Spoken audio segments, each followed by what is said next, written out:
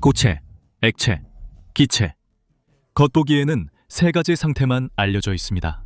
하지만 물질은 초유체가 되어 중력을 거스르며 벽을 타고 오를 수 있고 액정으로 변하거나 불에 타면서 전기를 통하는 검은 얼음, 석영수프, 보스, 아인슈타인 응축체, 심지어 시간의 결정으로도 변할 수 있습니다.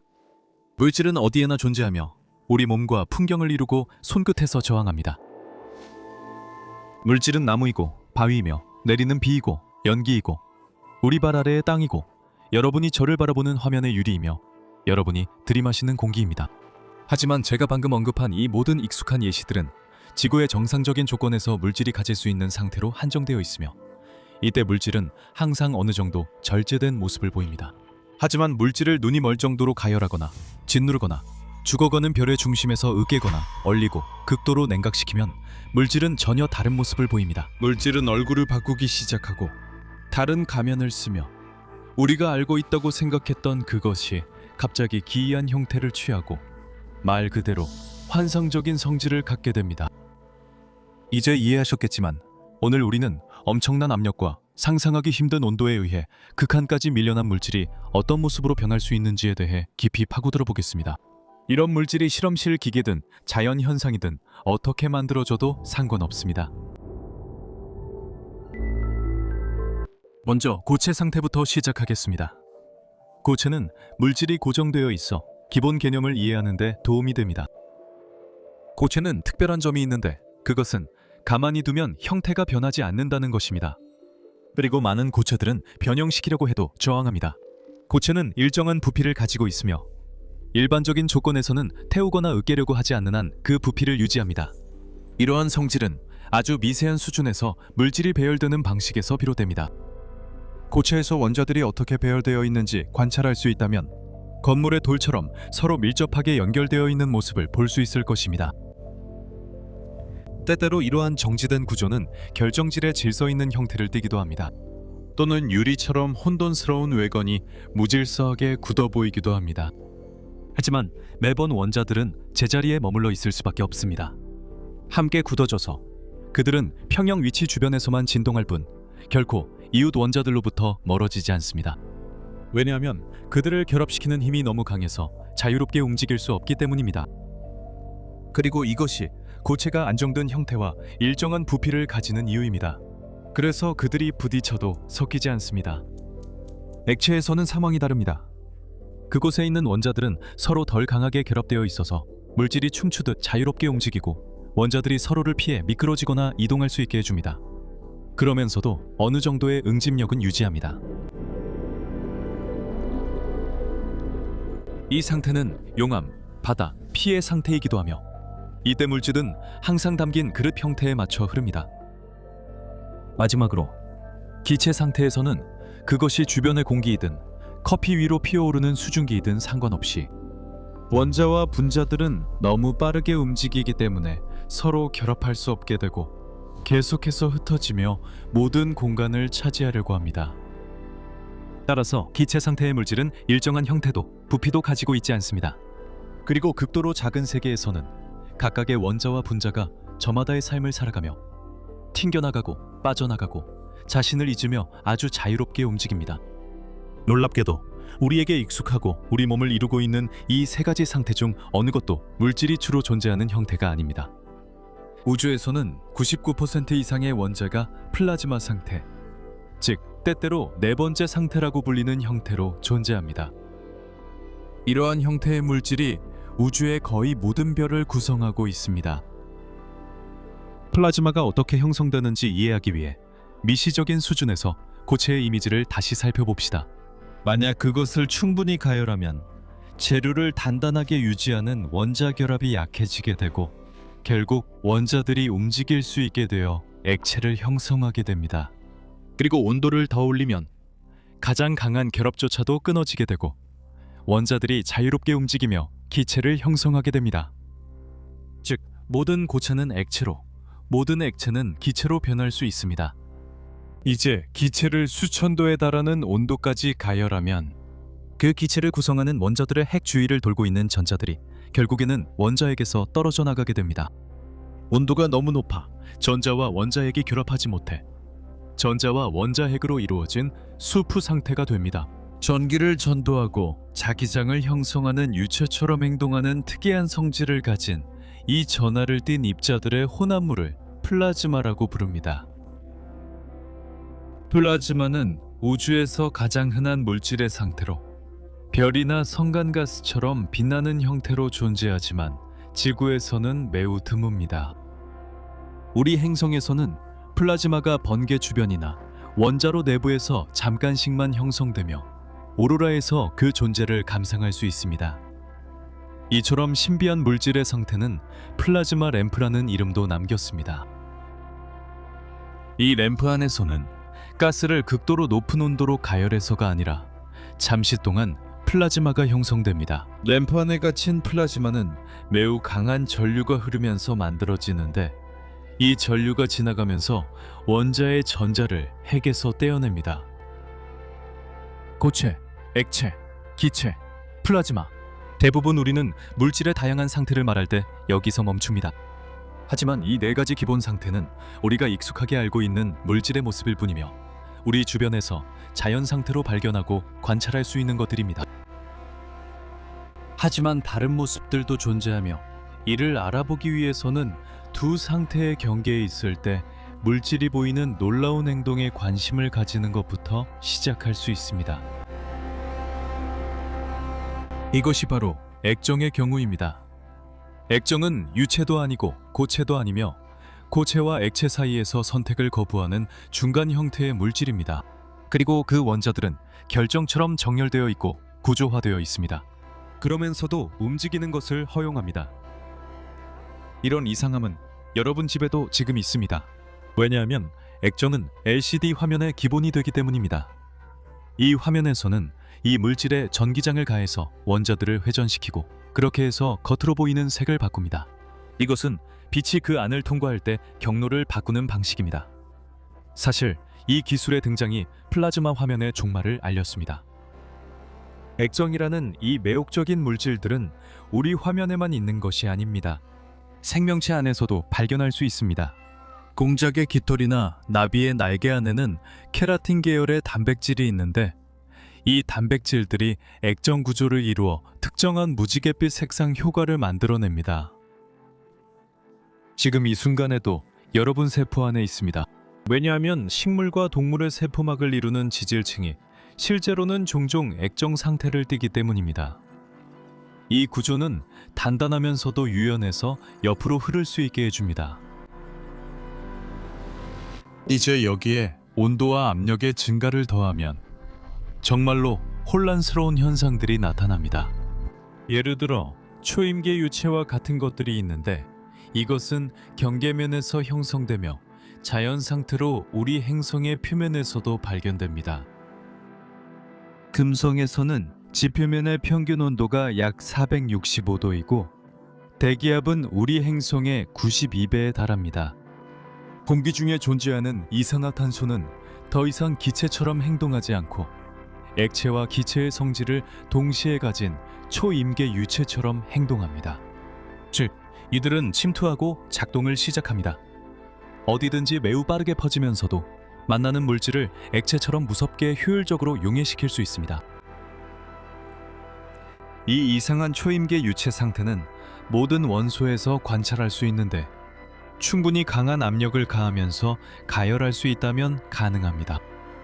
따라서 수증기를 374도 이상으로 가열하고 동시에 221바의 압력으로 압축하면 이 경우에도 초임계 유체가 만들어집니다.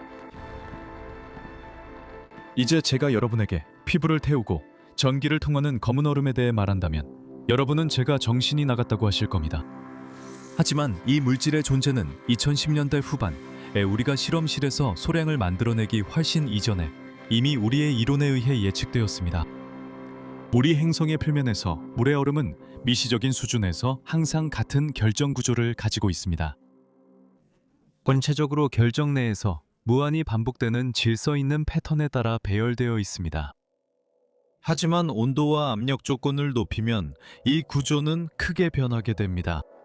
이처럼 물의 얼음에는 약 15가지의 서로 다른 원자 구조가 알려져 있습니다. 그리고 각각의 구조는 독특한 성질을 가지고 있습니다. 초이온성 얼음이라고 불리는 것들, 즉 얼음팔이라고도 불립니다. 그리고 검은색을 띠며 용암보다 더 뜨겁습니다. 지구 대기압의 60만 배에 달하는 압력에서만 나타나는 구조를 가진 얼음십과 마찬가지입니다. 따라서 얼음십은 다이아몬드 엠빌 프레스를 이용한 실험실 실험에서만 우리 지구에서 생성됩니다. 하지만 이런 구조들은 천왕성이나 해왕성과 같은 거대 얼음행성의 내부에 아주 많이 존재할 가능성이 높습니다. 이러한 전도성 결정 구조의 존재는 얼음행성들의 이상한 자기장 특성을 설명하는 데 도움이 될 수 있습니다. 따라서 우리 태양계에는 우리가 알고 있는 일반적인 형태의 고체물보다 엄청난 압력에서만 나타나는 이런 이색적인 형태의 고체물이 훨씬 더 많이 존재할 것입니다. 여러분의 뇌를 혼란스럽게 만드는 또 다른 물질의 예로는 약 600만 기압이라는 엄청난 압력에서 오랫동안 고체 상태였던 산소가 더 이상 절연체가 아니게 되어 금속성이 되고 전기 저항이 사라진다는 점을 들 수 있습니다. 아주 높은 압력에서 나타나는 이런 이색적인 상태들보다 더 환상적인 것은 극도로 낮은 온도에서 물질의 거동을 탐구하면서 발견된 상태들일지도 모릅니다. 만약 헬륨을 영하 271도, 즉 절대 영도에서 불과 2.15K까지 냉각시키면 헬륨은 액체가 될 뿐만 아니라 초유체로도 변하게 됩니다. 이 세상의 유일한 이 상태에서 액체 헬륨이 세라믹 용기에 담겨 있으면 헬륨은 바닥을 통과해 원자 사이를 흘러나오며 용기 밖으로 빠져나가기 시작합니다. 물질을 통과해서요. 용기가 유리로 되어 있다면 원자들의 비정형 배열이 헬륨이 통과하는 것을 막습니다. 그리고 헬륨은 스스로 용기에서 빠져나가고 모세관 현상으로 용기의 가장자리를 타고 올라갑니다. 이 영상에서 볼 수 있듯이 말이죠. 초유체 상태의 액체 헬륨은 점성이 0이기 때문에 용기 안에서 움직임을 주면 영원히 멈추지 않고 계속 회전하게 됩니다. 적어도 실험을 계속 유지할 수 있는 한 섭씨 영하 271도 이하에서는 그렇습니다. 왜냐하면 이런 온도에서는 용기가 초강력 접착제이든 유리이든 벨크로이든 상관없이 액체 헬륨은 우주에 알려진 어떤 물질과도 심지어 자기 자신과도 마찰이 전혀 없기 때문입니다. 아마 더 놀라운 것은 입자들을 절대 영도보다 몇백만 분의 1도 안 되는 무시무시하게 낮은 온도까지 냉각시키는 것입니다. 우리는 극도로 차가운 상태에서 나타나는 물질의 새로운 형태인 응축체의 존재를 발견했습니다. 이들은 너무나도 기이해서 때로는 5번째 상태로 간주되기도 합니다. 수백에서 수백만 개의 원자가 가능한 가장 낮은 에너지 상태에 도달하면 놀라운 일이 일어납니다. 혼합물의 입자들은 더 이상 개별적으로 행동하지 않고 하나가 되어 응축체가 됩니다. 이 응축체에서는 이전에 존재하던 입자들이 각자의 파동함수를 융합하여 집단적으로 동일한 양자 상태를 공유하게 되고 함께 하나의 거대하고 독특한 파동함수를 형성합니다. 응축체를 형성하는 데 참여한 모든 입자들은 이제 개별적인 정체성을 잃게 됩니다. 그것들은 어떤 의미에서는 서로 중첩되고 동기화된 것입니다. 그래서 이제는 서로를 구별하는 것이 불가능해졌고 그들은 오직 일관되고 집단적인 방식으로만 행동하게 됩니다. 이 주제에 대해 너무 길게 늘어놓지는 않겠습니다. 그들의 파동함수가 이미 충분히 퍼져 있으니까요.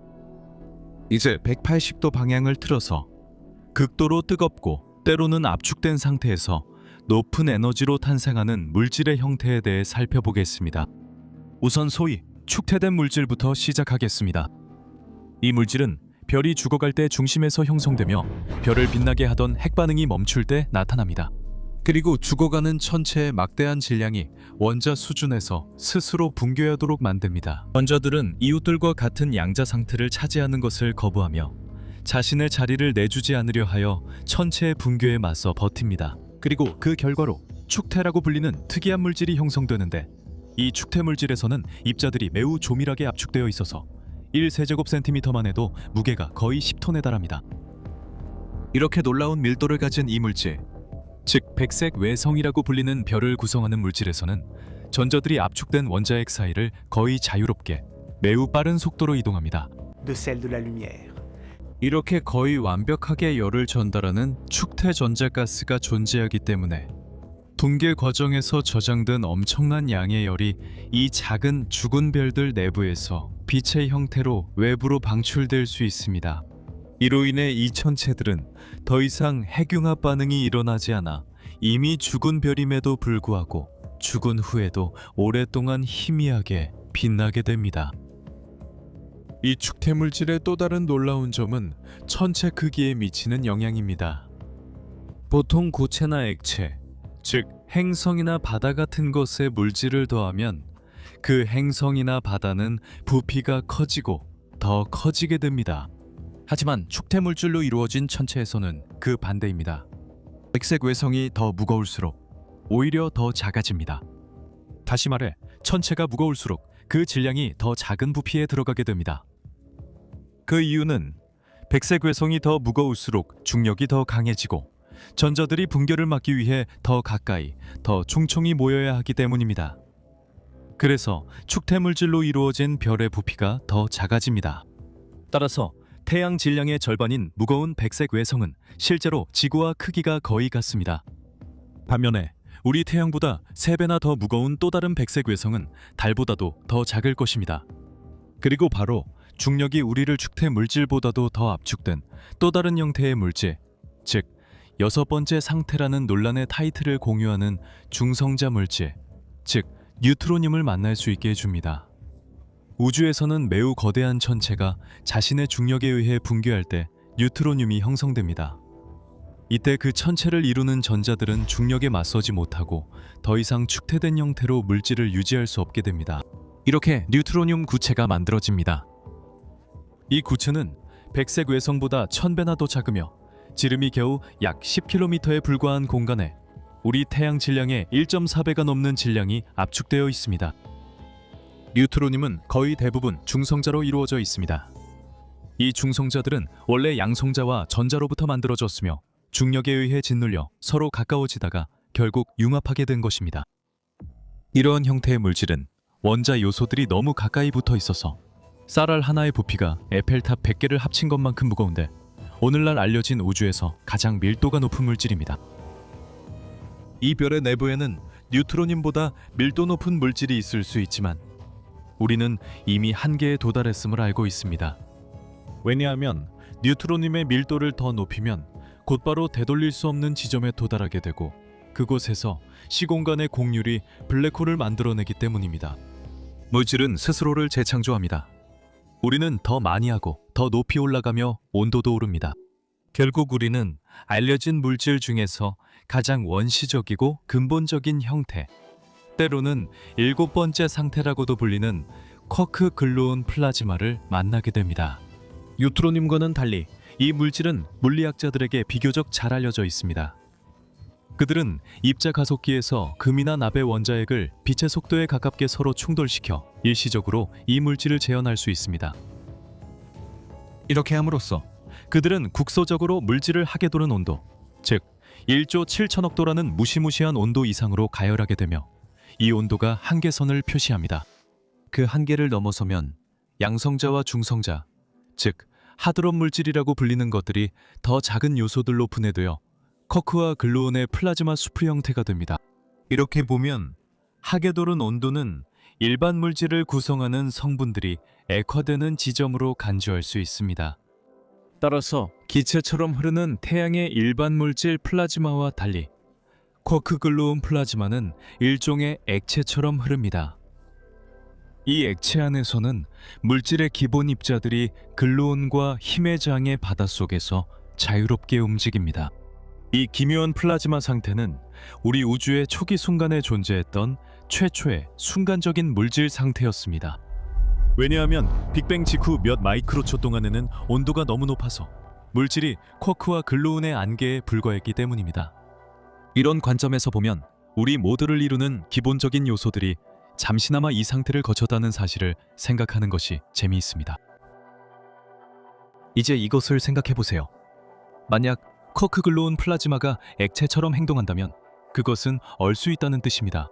이를 위해서는 온도가 하게 도는 온도 이하로 떨어지기만 하면 됩니다. 일반 물질을 구성하는 입자들의 액화점입니다. 이런 관점에서 보면 원자핵은 결정화된 커크 글루온 플라즈마입니다. 다시 말해, 오늘날 우리를 이루는 물질은 고체화된 원시 플라즈마에 불과합니다. 즉, 우주에 얼마나 다양한 물질 상태가 있는지 정확히 알기 어렵습니다. 물질의 상태를 새로운 성질이 기존에 알려진 모든 것과 구별되는 일련의 창발적 거동으로 본다면 우리는 이미 상당히 많은 상태를 확인한 셈입니다. 이 상태만 다루는 위키피디아 페이지에도 100여 가지 상태가 나열되어 있습니다. 아직 발견되지 않은 상태가 많다는 점을 생각하면 됩니다. 장명 센스가 있는 물리학자들은 이 상태들에게 여행을 떠나고 싶게 만드는 이름을 붙였습니다. 예를 들어 광자물질, 리드베리 분자, 양자 한 개의 작은 물방울, 그리고 맛있는 생유리 응축체 같은 것들이 있습니다. 이런 종류의 물질은 특이한 성질을 가지고 있는데 그 성질은 오직 빛의 속도에 가까운 속도로 움직이는 원자핵에서만 관찰할 수 있습니다. 하지만 제가 가장 좋아하는 물질의 형태는 단연코 혼란스러운 시간 결정입니다. 이 시간 결정에서는 물질이 결정의 형태를 띠지만 그 무늬가 공간에서 기하학적으로 반복되는 것이 아니라 시간 속에서 역동적으로 반복됩니다. 시간 결정은 그 구조가 진동하며 일정한 간격으로 스스로 변하는 물질입니다. 시간 결정에서는 정교하게 제어된 양자 상태에 있는 10여 개의 원자가 주기적으로 레이저 펄스를 받으면 그들만의 고유한 어긋난 리듬으로 반응할 수 있습니다. 마치 내장된 시계와 같은 놀라운 창발적 성질을 지닌 이 물질은 에너지를 추가로 소모하지 않으면서 시간 속에서 반복되는 비평형 상태입니다. 이것은 단순히 이상한 것이 아니라 알려진 어떤 것과도 동등한 예가 없습니다. 이것은 근본적으로 새롭고 멋진 일입니다. 특히 시간 결정의 초저주파 진동은 언젠가 양자 정보를 저장하거나 전송하는 데 사용될 수도 있습니다. 요컨대 물질은 확실히 연기자입니다. 그리고 우리가 익숙한 세 가지 모습은 빙산의 일각에 불과합니다. 뜨거운 얼음, 타오르는 플라스마, 초유체 또는 다른 기묘한 배열로 이루어져 있습니다. 이들은 우주의 차가운 공간, 별의 내부 또는 아주 먼 과거에서 자연스럽게 형성됩니다. 그리고 이 각각의 상태, 즉 물질이 특정한 조건에 놓였을 때 자발적으로 취하는 다양한 가면들입니다. 자연 법칙을 더 잘할 수 있게 해줍니다. 이러한 변신의 무대 뒤에서 누가 실질적으로 조종을 하며 이러한 다양한 변장의 존재를 허락하거나 허락하지 않는 것일까요? 다음에 얼음 조각이 녹는 모습을 바라보거나 LCD 스마트폰 화면을 볼 때 이 모든 것이 잠시 입는 변장일 뿐임을 기억하세요. 그리고 우리가 물질이라고 부르는 것은 단지 일시적인 역할, 온도와 압력 조건에 따라 변할 수 있는 덧없는 가면일 뿐임을 기억하세요. 그리고 이 연극에서 할리퀸의 의상이 조합된 것 중 하나가 인간을 만들어내다는 사실도 기억하세요. 불가능해 보이는 물질의 집합이 스스로를 연구하기 시작한 것이죠. 우주의 일부가 자신을 바라보고 있습니다.